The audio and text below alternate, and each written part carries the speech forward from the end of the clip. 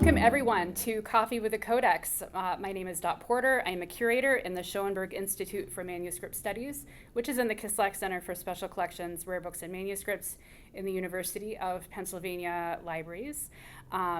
Once a week on Thursdays at noon, I take a book off the shelf and I bring it to you. We do a sort of informal show and tell for about 30 minutes. If this is your first time, you're very welcome. If you have questions or things to say, please put them in the chat, and I will pass them along to today's co-host or guest host as soon as I can. And Amy Hutchins, who is our manuscripts cataloging librarian, is also on the chat, and she will also be watching and will answer your questions. Today I am very pleased to have a guest host who is a PhD student in South Asia Studies, Neha Tiwari, and she has been, I think you've been looking at this manuscript all semester? Maybe even before? Yes, yeah. Maybe 2 semesters. 2 semesters, okay. This is LJS 422. It's a 16th century copy in Persian of a, well, I'll let you say what it is. Yes. I'll pass it along. And we also have Emily Steiner here. Hello. Who is a English professor, and I believe Neha was in your class. Mm-hmm. So, and also Brian is here taking photos. So you can see that in ours. If you hear him moving around, that's what that is. So without any further ado, I will pass it along to Neha. Okay.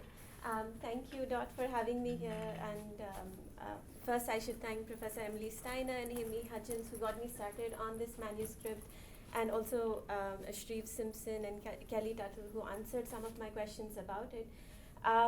So I looked at this manuscript for the first time in our Arthurian Romance class that I took with Professor Steiner in fall 2024. And I was quite intrigued. I am, one of my research languages is Persian, so I am looking at Persian romances. But I'd never really seen a manuscript of one before. So I was really excited to look at this codex. And one of the first questions I was asked was, for example, and that's how I got started looking at the manuscript, was we see that there are 2 writing areas in the text. So whether the text continues in the margin, in the diagonal writing area as well, or is it a different text, or is it a commentary on the text? So some of the questions got me started, and then I found some other things about this codex which are quite intriguing, and I want to continue working on those questions. But just to come back to the text itself and to give a bit of an intro. So this is what's called a masnavi in Persian. It's a long romance composed by Nizami Ganjavi, a 12th century Persian poet who was from this region called, a place called Ganja in Azerbaijan, so that's in northwestern Iran. I'm still looking into the significance of that because most of the notable Persian poets come from Khurasan, which is in the northeastern part of the territory. But by the time Ganjavi was writing, this Persian style of writing had established itself. Persian poetry had established itself. Nizami Ganjavi is most well known for his 5 masnavis, or 5 long poems. Maqsanul Asrar, Layli o Majnu, Khusro o Shirin, Iskandar Name, and Haft Peykar. The codex that we have is actually not called Haft Peykar. If I'll just zoom in here. It's called Kitab-e Behram Gur. So it's actually, the codex is named after the hero of this Masnavi, which is Behram Gur, 5th century Sasanian king. A tale of Behram Gur also comes up in Firdausi's Shahnameh, which is one of the sources of Nizami Ganjavi's Haft Peykar. And apart from that, in his prologue, Ganjavi tells us about other sources he's drawing from. So while the Shahnameh is one of the major sources of this text, he's also threading pearls, as he says, from other places and other traditions. Our codex is, unfortunately, it's not complete. It's missing a few folios. So if I start from the beginning, we have an illumination, the headpiece, and unvan. And this unvan, I'll zoom in here. It doesn't have, sometimes unvans in these manuscripts have a title, but this unvan is missing a title. We also don't have the section heading for the very first section. We'll see later sections start with in red ink, and the text then is in black ink. But the first section doesn't have any heading. In Masnavis, in Nizami's Masnavis, usually the initial 4 or 5 sections are a prologue. The first section is in the praise of God, and so the first line reads, "E jahan dide bude khishasto, hich budi nabud pishasto." And this line, if we see it here, it continues across the column. So, "E jahan dide bude khishasto, hich budi nabud pishasto." And the first section is about God, in the praise of God. Then we come to the praise of the prophet.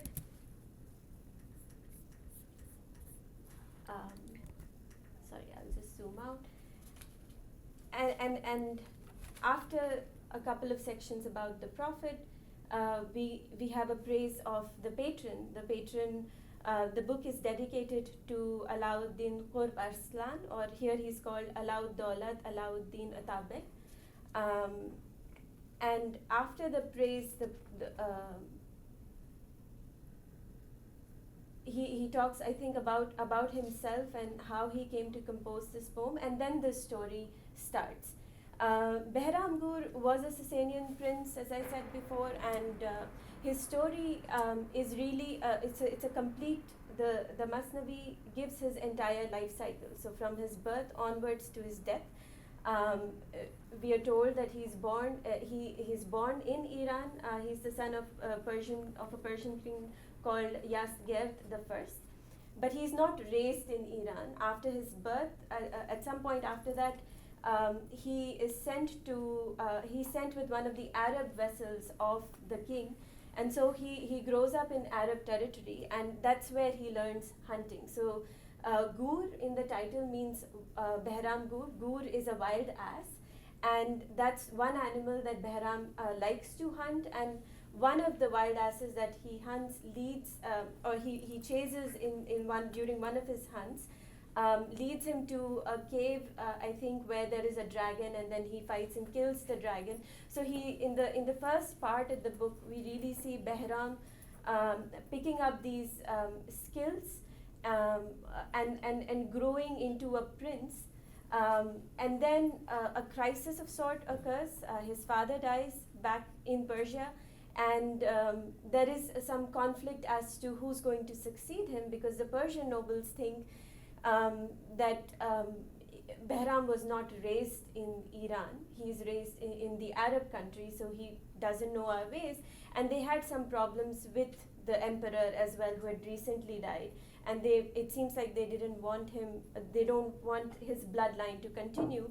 But Behram comes and claims the throne, and there is a contest which he wins. He picks the crown from between two lions, and he's established as on the throne of Persia. And then we come to the second part of the tale, where he and this is where we see the story of we see why it's called Haft Pekar. Haft means 7, Pekar means portrait or model or beauties, and Behram discovers 7 portraits in a castle, and these portraits belong to 7 beauties, 7 women from 7 different regions or climes.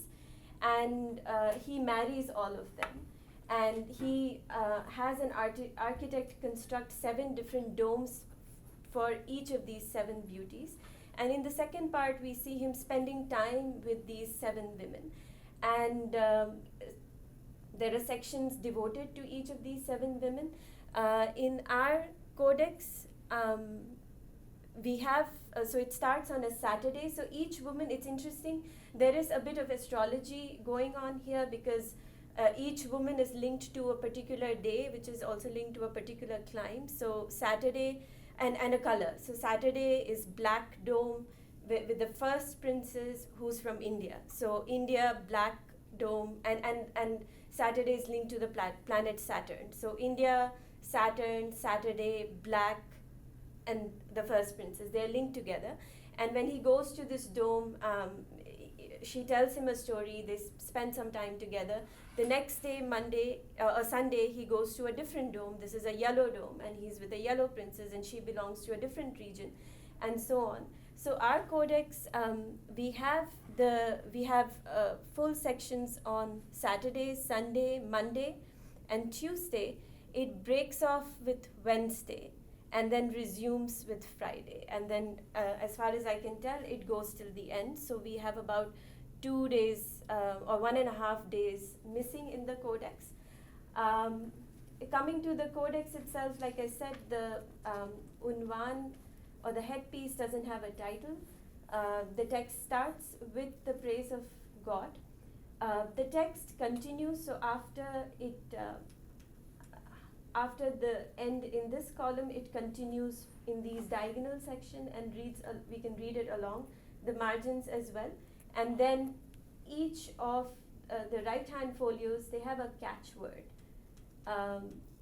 which then takes us. It should match the next left side of the next folio.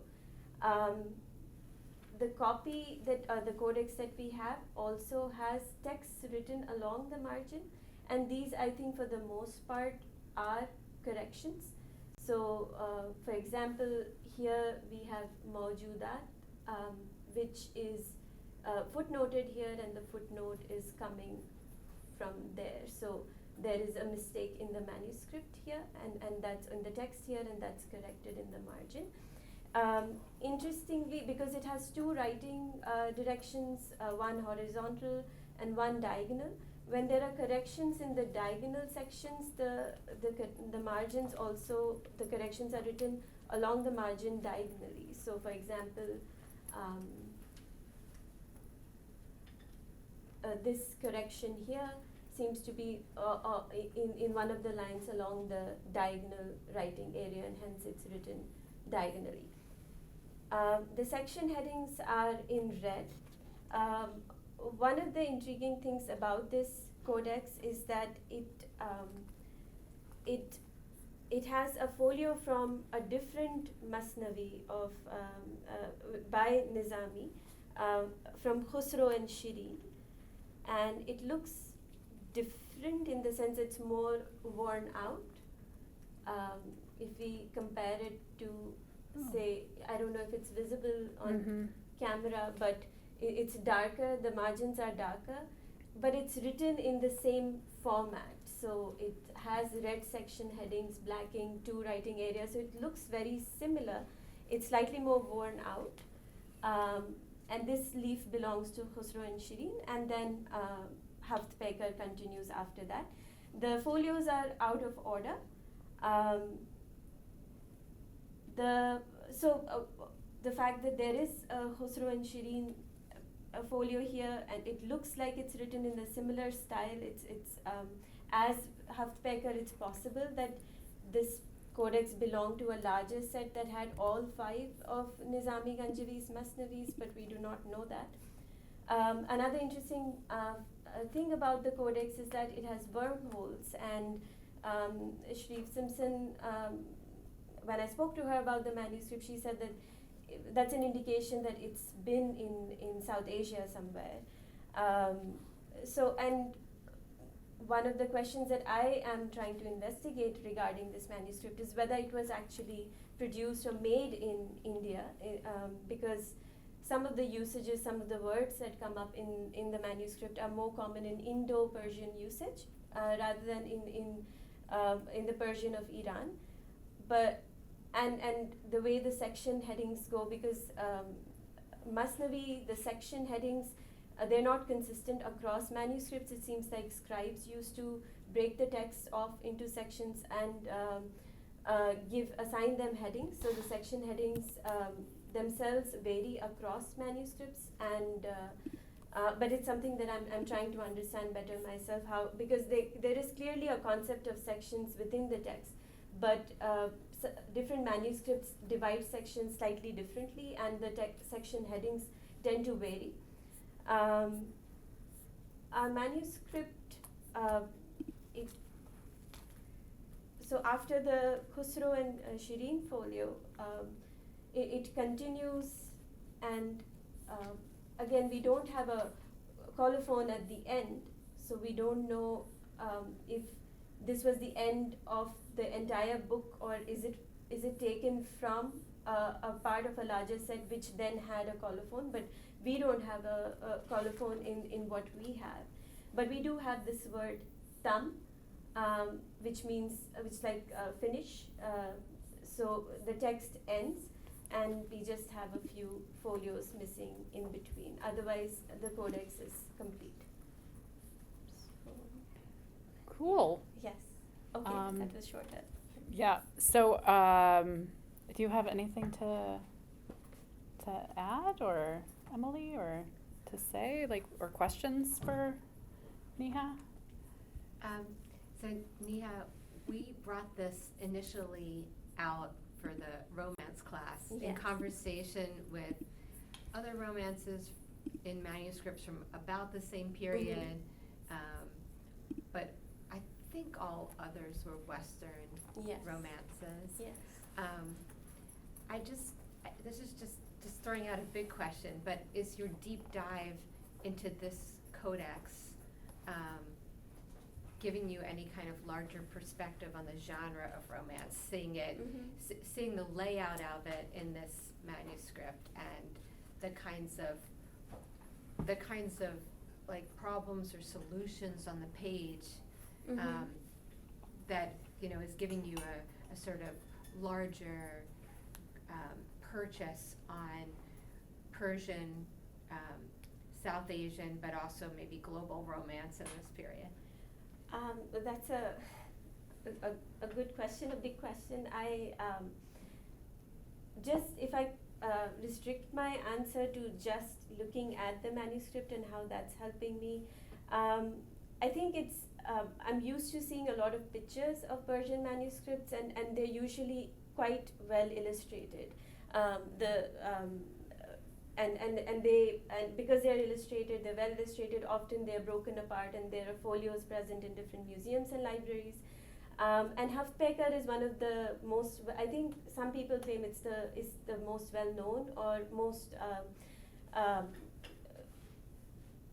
well composed in a way out of all the Masnavis of Nizami Ganjavi, and it's illustrated quite a bit. So we find illustrations of the 7 domes, illustrations of the princesses, but our manuscript, on the other hand, is not like that. It just has one illumination, and it doesn't have any other illustrations, which seems to suggest that maybe it was not perhaps meant for a royal or court audience. Perhaps it was read by people who could only commission a certain level or a certain standard of a codex, and maybe they didn't want to invest in illustrations, or maybe it was meant for a more leisurely reading, and maybe the illustrated manuscripts were taken out only for some special reading sessions. So these are some questions that come to mind looking at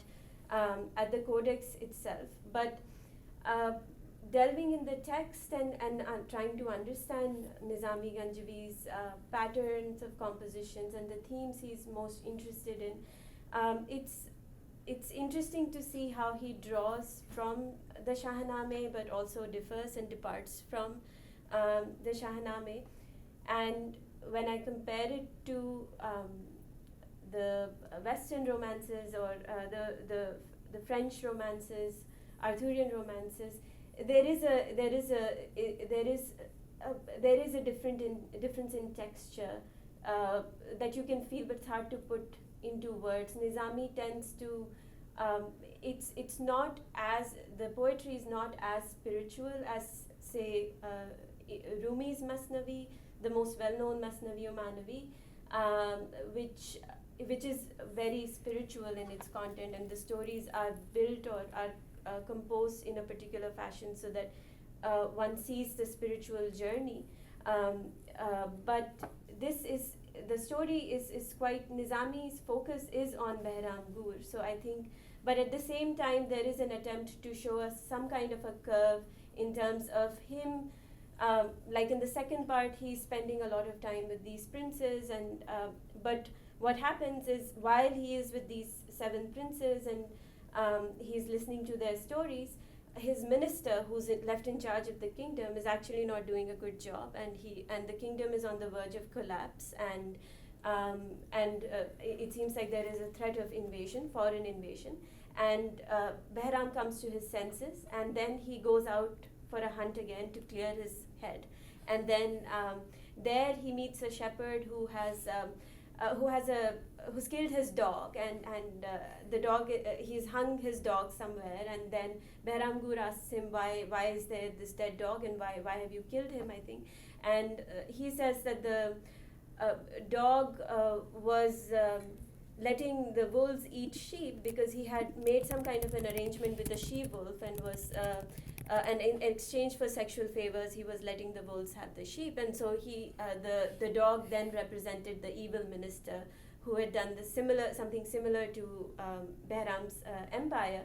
So Behram goes back, and this time he doesn't spend time with his 7 princesses. He listens to 7 complainants, 7 people who had complaints against the minister. He listens to those complaints. The sections are briefer than the princes, because the princes sections have long stories that the princesses themselves tell.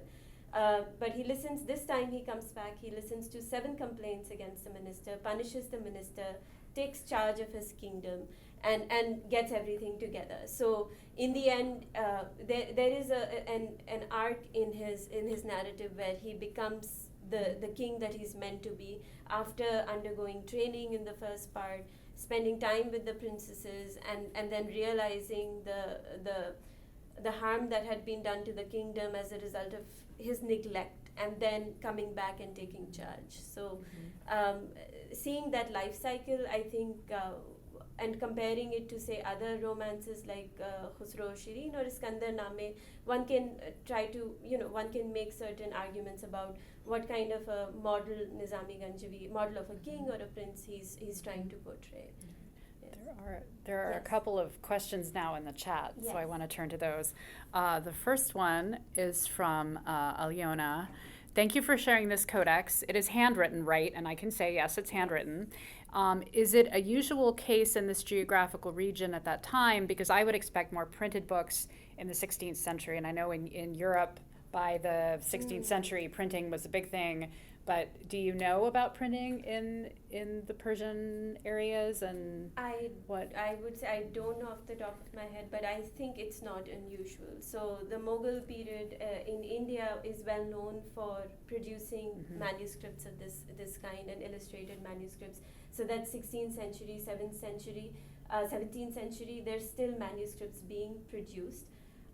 But I have to look into what is the earliest printed text that we have from, say, Iran or India to answer that question. Yeah, and I'll say I read a book, it's been a few years ago now, that was about printing in Arabic script specifically, and I know that it took longer than it did in the West because because of the way that the script works. Yes. It was very complicated to sort of come up with how you're going to do the movable Nastaliq printing. itself didn't, it took a long time to develop the font for, like a computer font for Nastaliq. Yeah, and I also. think for printing it was, I don't know if you know anything about Arabic printing. I don't know anything about Arabic printing, but I feel like, we have a number of items in the collection that show, like 18th century beautiful Indian books that are really trying to reproduce in beautiful ways the layout of, as well as the script and image of older medieval books, continuing that tradition in a very luxurious way. Yeah. Yeah, so I think it's not, that was an excellent question, and I think it's not unusual to have manuscripts even past that. Yes, I would say it's not unusual for sure. It's not unusual to have manuscripts from that period. Yeah. And the next question from Lynn, regarding the condition of the manuscript, is there any tradition of storytellers using manuscripts for their oral performances or as repositories of tales from which they memorized material? So could that be a reason why it's sort of less decorated, because it was actually being used in it's that kind of way? possible. It's possible if a storyteller was using it for their own reading. Oftentimes, the ones that are well illustrated would be the ones they would show because they would have pictures, so that you can show while storytelling. But it's possible that this might be something that was meant for more private reading. But again, it's a question of how people read books at the time, and did they read silently or did they read to each other in small groups? So something. Yeah. So if anyone else has questions, put them in the chat. I'm going to ask a little bit more. If I understand, oh, here we go. Matilde has a question, not relevant to the content, but is it possible to know if the worm damage happened before or after the folio went missing? The folios went missing. Is there a way to? I don't know. I don't think there would be. Yeah. Yes. I don't know how you. I mean, all pages have them. I think more Yeah. or less. One could maybe analyze the patterns, but since we don't have missing folios. Yeah, since we don't actually have the missing folios. The Khusro and Shireen folio has fewer wormholes, I Right. think. While the rest of them seem to have a similar pattern of. Yeah, so it does look like that one was probably Yes. taken out. Shreve is in the chat, and she says the earliest printed books in Iran were lithographed late 18th century. Okay. So there we go. That's So good they to were a know. little later. Yeah. Jennifer is asking about the diagonal writing, which I was actually thinking about asking about too. The diagonal writing is really fascinating. Is there a reason that the manuscript is organized in that way? Was that a common practice in this region?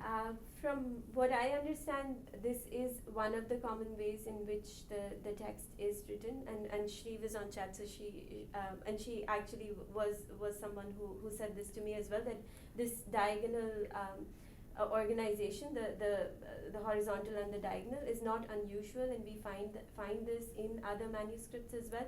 And there are other patterns as well where we see smaller boxes of text in different directions, written in different directions. So I think maybe this style helped them fit more text on every folio. Maybe that's one reason. So every folio, so a typical folio has 35 lines in total, 17 in the central column, and then 9 on the upper diagonal section, and then 9 in the bottom diagonal section. But since this page has a title, has a section heading, it won't add up to 35 lines. But if you count, it's standard. So I think this is a pattern. It's a well-established pattern in which certain manuscripts were written and produced. Mm-hmm. Yeah, and I can say we have more manuscripts in our collection that have the same kind of layout. Mm-hmm. The thing that I am now being challenged, because my assumption, and I'm realizing now that this is really a Western assumption, is that whenever I look at this, I think, okay, the central part is the main text, mm-hmm. and then the stuff that's written in the margin is commentary, because that is how it's done in pretty much every Western manuscript I've ever seen that has a similar kind of layout. That's what it is. And I am fascinated that in this case, that is not what is happening. Yeah. It's just more of the text. And so I need to get my head around this and challenge this assumption that when I come to manuscripts that are not Western, they're going to act differently.